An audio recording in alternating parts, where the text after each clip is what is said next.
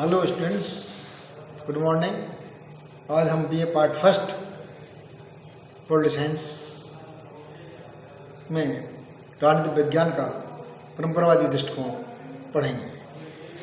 BA part first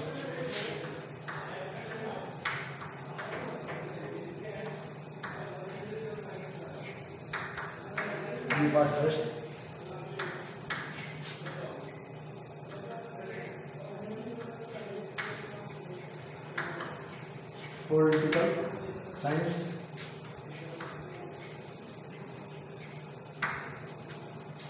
date है 16/12/20 by doctor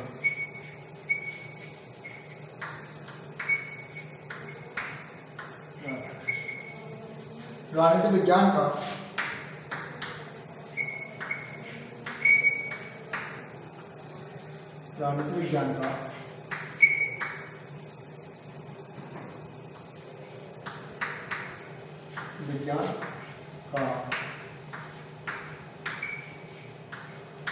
परंपरावादी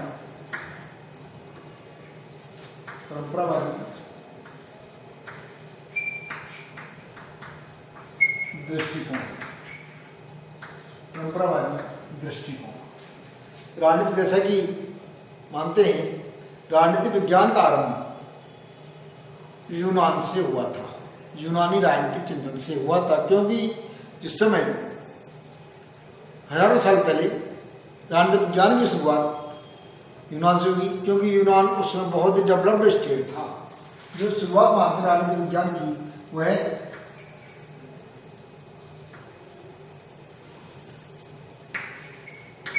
यूनानी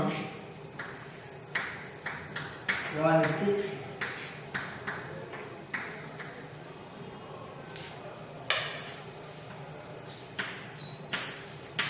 चिंतन से मानते हैं, यूनानी राजनीतिक चिंतन से मानते हैं। वहाँ पर ही जो पोलिस से पॉलिटिक्स बनी, वहाँ पर पोलिस से पॉलिटिक्स बनी। छोटे छोटे नगराज्य हुआ करते थे, उनके अंदर रहकर के जो व्यवस्था का संचालन होता था, वहाँ से राजनीतिक आरंभ होता है। तो यहाँ पर यूनानी राजनीतिक चिंतन के जो विचारक रहे हैं, सबसे पहले प्लेटो रहा है, फिर अरस्तु रहा है।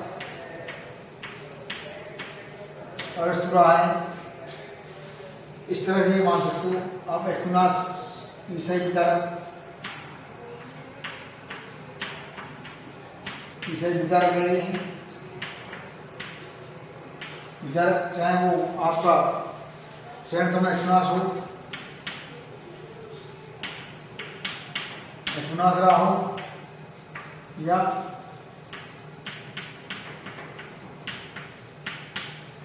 अगस्टाइन रहा हो। आगे चलते हैं, इसके बाद चाहे वो हॉब्स की बात करते हैं,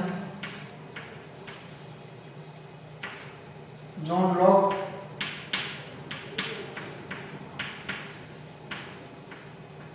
लॉक, रूसो, ग्रीन, हीगल,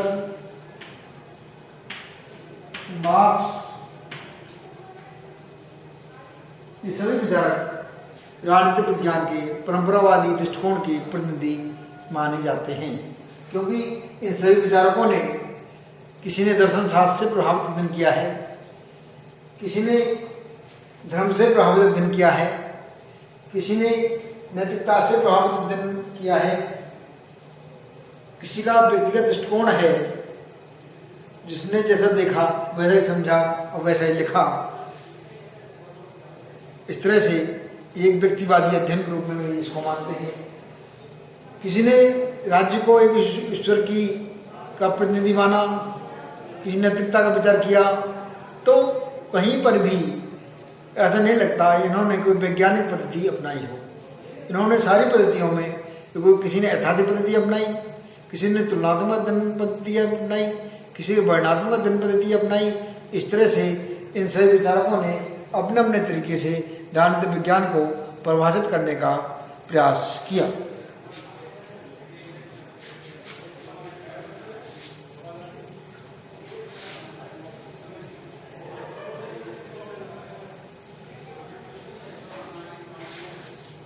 प्लेटो ने एक आदर्श राज्य की कल्पना की।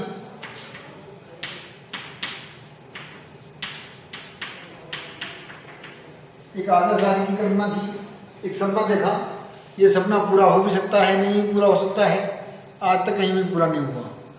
इस आदर्श राज्य का संचालन प्लेटो ये मानता है दार्शनिक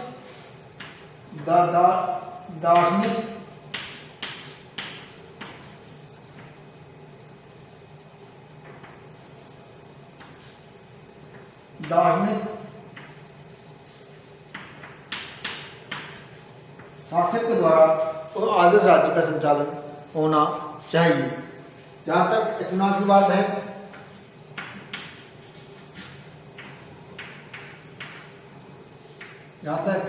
है, एक्विनॉक्स में राज्य का संचालन धर्म के अनुसार होना चाहिए। राज्य का संचालन चर्च के अनुसार,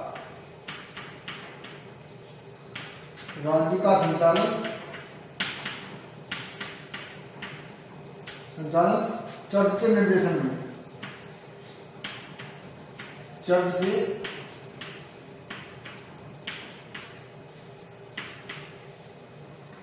के निर्देशन में होना चाहिए। इस तरह इन्होंने चर्च को महत्वपूर्ण माना। आगे चलते हैं। हॉब्स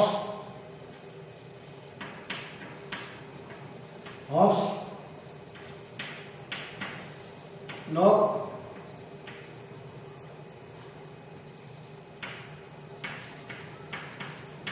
रूसो,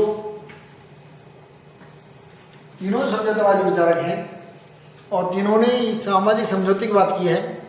तीनों ने मानव स्वभाव को अपने अपने तरीके से बतलाने का प्रयास किया है। जैसे कि हॉब्स ये कहता है मानव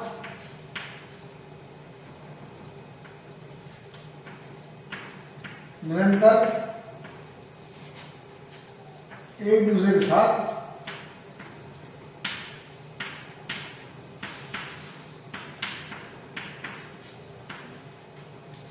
संघर्ष युद्ध करता है।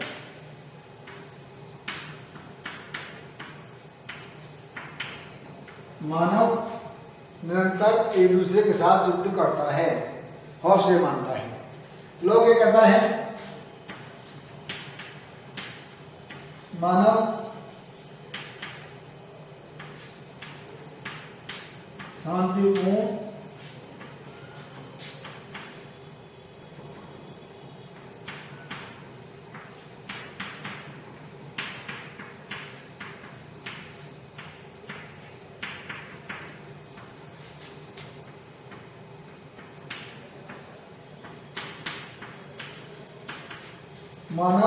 शांतिपूर्ण सहयोग से समाज में रहता है।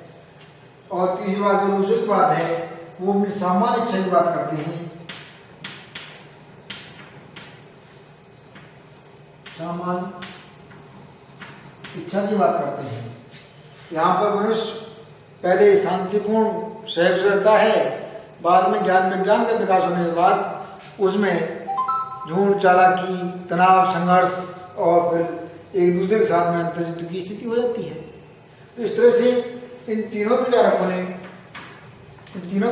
ने मानव स्वभाव को जैसा देखा वैसा ही इन्होंने उसका वर्णन किया, वैसा ही उनको समझने का प्रयास किया। आगे हम ग्रीन की बात करते हैं, टी.एच. ग्रीन की बात करते हैं। ग्रीन कहते हैं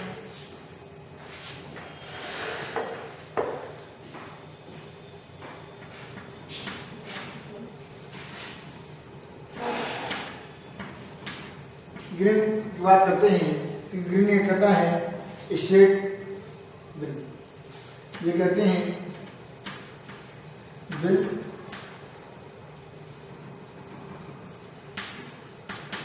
not force is the basis of state. राज्य का आधार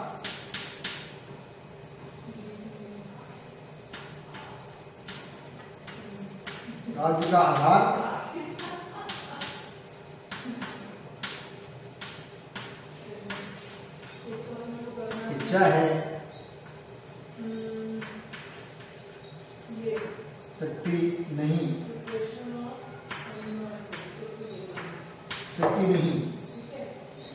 इसी तरह ऊपर ले देता हूं मैं।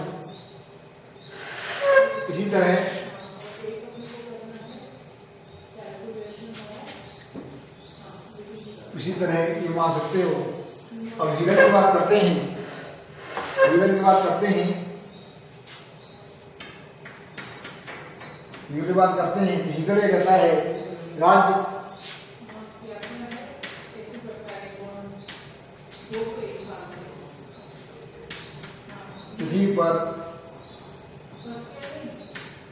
पृथ्वी पर ईश्वर की यात्रा है। आगे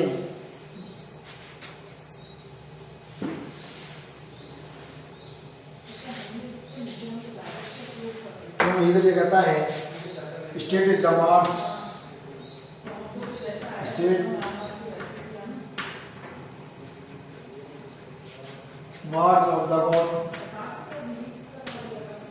of the God on the earth.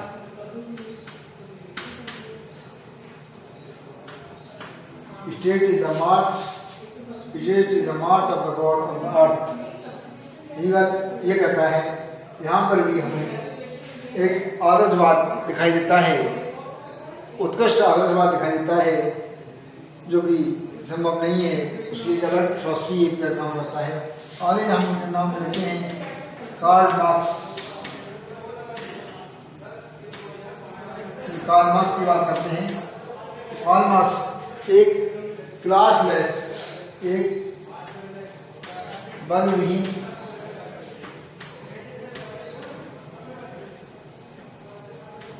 समाज की बात करता है, एक क्लासलेस सोसाइटी,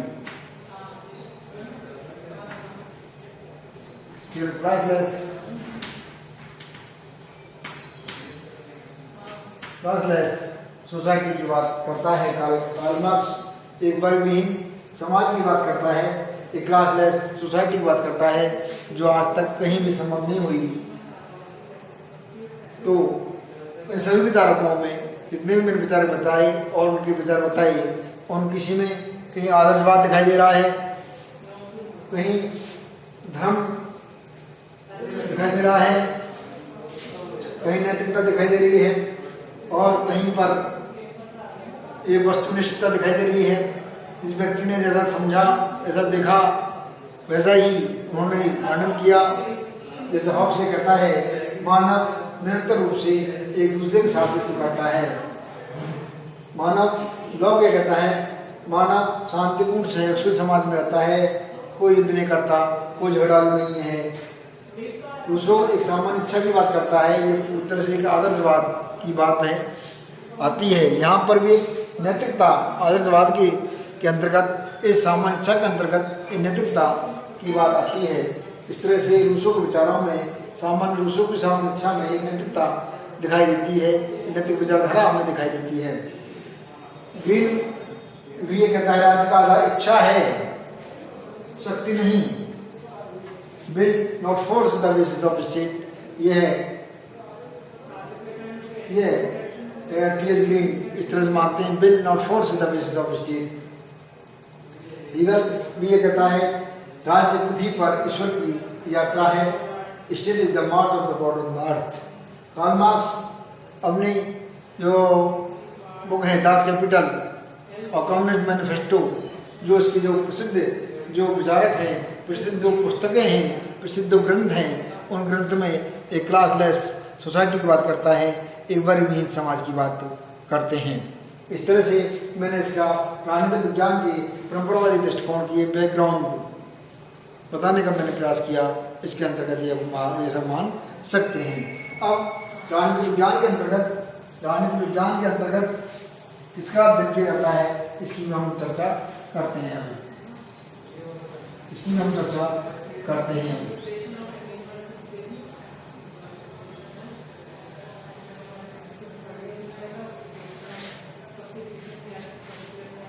राजनीतिक विज्ञान के अंतर्गत कुछ विचारक इस तरह से हैं जो ये मानते हैं केवल राज्य का अध्ययन किया जाता है। राजनीतिक विज्ञान दृष्टिकोण का अध्ययन क्षेत्र भी मानते हो आप, ये लिख सकते हो अध्ययन क्षेत्र इसको। तो कुछ विचारक मानते हैं राज्य का अध्ययन होता है,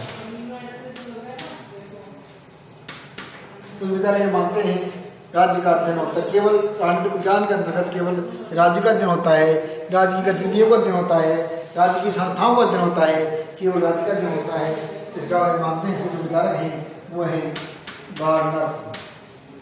और गार्डनर महोदय ये कहते हैं पॉलिटिकल साइंस, गार्डनर ये कहते हैं political science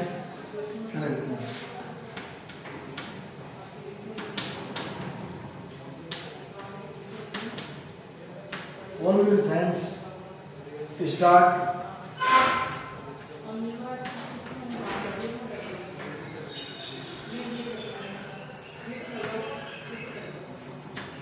political science start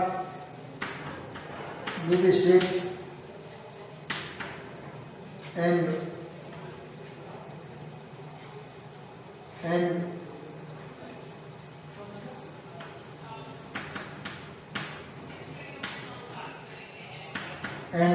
with state। राजनीतिक विज्ञान का आरंभ राज्य से होता है, राजनीतिक विज्ञान का अंत भी राज्य से होता है। इसके अलावा जो विचारक हैं और विचारक हैं वो विलंसी भी कह सकते हैं।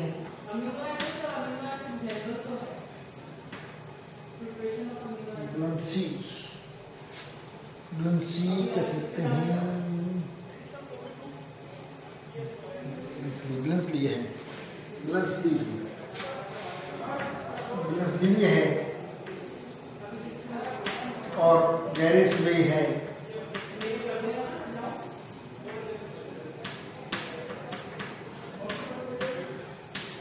गैरेस भी है और लॉर्ड एक्टन भी है।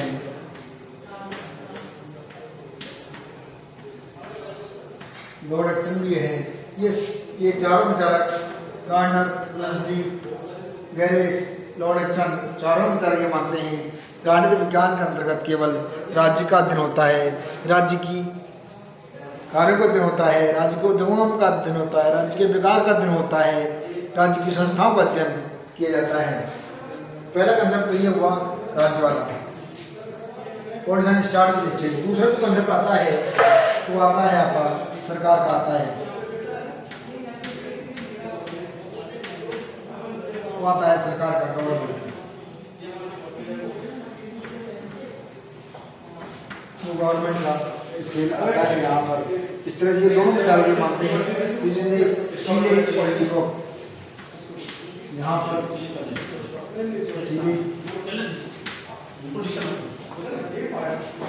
सीधे पॉलिटिको मानते हैं, दोनों विचारक मानते हैं राज्य एक अमूर्त संस्था है, राज्य एक अमूर्त संस्था है, इसलिए वो राज्य का अध्ययन नहीं किया जा सकता। सरकार एक मूर्त संस्था है, सरकार को आइडेंटिफाई किया जा सकता है, इसलिए सरकार का ही अध्ययन किया जाना चाहिए। नंबर 3 जो बात आती है वो कुछ विचारक ये मानते हैं ना तो अकेले राज्य का अध्ययन किया जा सकता, ना ही अकेले सरकार का अध्ययन किया जा सकता। हमें राजनीतिक विज्ञान को समझने के लिए, राजनीतिक विज्ञान का अध्ययन करने के लिए हमें राज्य और सरकार दोनों का अध्ययन करना पड़ेगा। यहाँ पर राज्य और सरकार, राज्य एवं सरकार, राज्य एवं सरकार, यहाँ पर वॉल जनरेट रिक्वेस्ट होल जेनेट और विल दोनों विचार के मानते हैं, राज्य और सरकार पॉलिजनट और विकास दोनों विचार के मानते हैं। हमें राजनीतिक विज्ञान का अध्ययन करने के लिए, राजनीतिक विज्ञान को समझने के लिए राज्य और सरकार दोनों का अध्ययन करना पड़ेगा। इसलिए दोनों को साथ लेकर के हमें चलना पड़ेगा, क्योंकि राज्य की इच्छाएं हैं, उनकी जो क्रियान्विति है वो सरकार के द्वारा की जाती है। नंबर 4 और लास्ट पॉइंट जो आपकी किताबों में शायद है या नहीं है, ये मुझे पता नहीं है। चौथी जो बात मैं बता रहा हूँ वो है राजनीतिक